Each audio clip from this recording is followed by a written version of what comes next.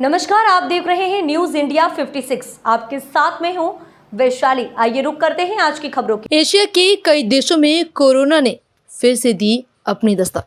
देशवासी ठीक से अभी तक कोरोना के डर को भूल ही नहीं थे कि एक बार फिर से कोरोना ने डराना शुरू कर दिया। एशिया के कई देशों में कोरोना ने फिर से अपनी दस्तक दे दी है, जिससे पूरे एशिया में एक बार फिर से खलबली मच गई। तो यहाँ भारत में भी पूरी तरीके से लोग अलर्ट हो चुके हैं। मध्य प्रदेश में भी कोरोना के नए वेरिएंट पर पहली नज़र रखी जा रही है। जिला स्वास्थ्य मुख्य अधिकारी प्रभाकर तिवारी ने बताया कि संदिग्ध मरीजों पर नज़र रखी जा रही है। कोविड के प्रोटोकॉल सबको पालन करने होंगे। कोविड कभी भी हमारे बीच से नहीं जाएगा। इस वायरस के बीच में ही हमें जीना होगा। समय के साथ नए नए वेरिएंट इसके आते रहेंगे, लेकिन वैक्सीनेशन के कारण लोगों को इम्यूनिटी बूस्ट हो चुकी है। यही कारण है कि कोविड ज़्यादा असर नहीं दिखा पाएगा।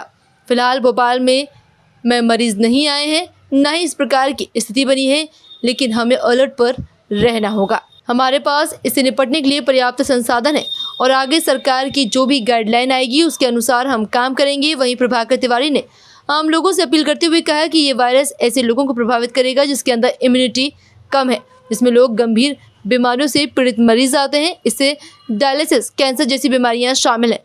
तो ऐसे गंभीर बीमारियों से पीड़ित मरीजों को विशेष सावधानी रखनी होगी। जैसा कि आप सभी जानते हैं कि पिछले लगभग 5 सालों से कोविड लगातार हम लोगों के बीच में मौजूद है और दूसरे वायरल डिजीजेस की तरह, जैसे वायरल डिजीजेस में जेनेटिक शिफ्ट और ड्रिफ्ट होते हैं, तो उसके कारण से इसके भी नए वेरिएंट बीच बीच में देखने को मिलते रहते हैं। उनमें से कुछ जो है बेनाइन रहते हैं और कुछ में इन्फेक्टिविटी बहुत अधिक रहती है, जिससे बड़ी संख्या में लोग उससे अफेक्टेड होते हैं। पहले हमने 2-3 वेव्स में देखा था कि काफ़ी बड़ी संख्या में लोग अफेक्टेड हुए थे। अब जो कोविड के पेशेंट्स आ रहे हैं, आमतौर पर कोविड उन्हीं में निकल रहा है जो पहले से ही इम्यूनो कम्प्रोमाइज्ड हैं, मोस्टली वही लोग हैं। और इसके अलावा अगर स्वस्थ लोगों में कोविड पॉजिटिव हो भी रहे हैं तो उनमें कोई ऐसी बीमारी नहीं हो रही है जिसमें उनको भर्ती होने की ज़रूरत हो, या स्टैंड एलोन केसेस बहुत ही कम हैं। आमतौर पर ये इंसिडेंटल फाइंडिंग की तरह दिखाई दे रहा है। हम लोग कोविड की पिछली वेव्स के बाद ही से इसका किसी भी तरह की वेव का सामना करने के लिए पूरी तरह से तैयार हैं। चाहे बात नंबर ऑफ़ बेड्स की हो, चाहे नंबर ऑफ़ ऑक्सीजन बेड्स की हो, आईसीयू बेड्स की हो, पीडियाट्रिक आईसीयू बेड्स की हो, या ऑक्सीजन जनरेशन कैपेसिटी की हो, हमारे पास इसकी पर्याप्त व्यवस्था है। आपने देखा होगा कि पिछले वेव्स के बाद हमारे जो है लिक्विड ऑक्सीजन प्लांट्स और पीएसए प्लांट्स हमने अलग अलग प्राइवेट और सरकारी दोनों अस्पतालों में लगाए थे, तो पर्याप्त संख्या में हमारे पास ऑक्सीजन बेड्स अवेलेबल हैं।